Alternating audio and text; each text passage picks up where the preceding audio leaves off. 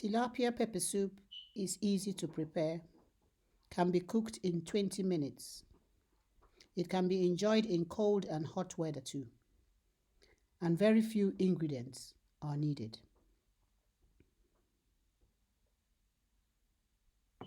In a cold skillet, add hot water, chopped onions, cleaned and gutted tilapia fish. Add pepper soup mix, crayfish powder, fish stock,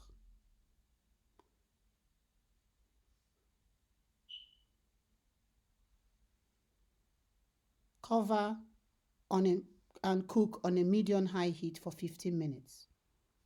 Now add dried utazi leaves crushed with your palm.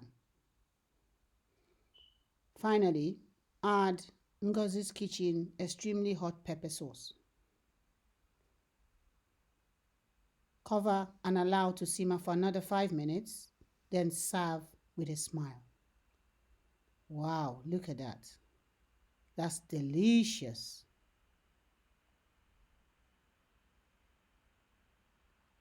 Tastes good too.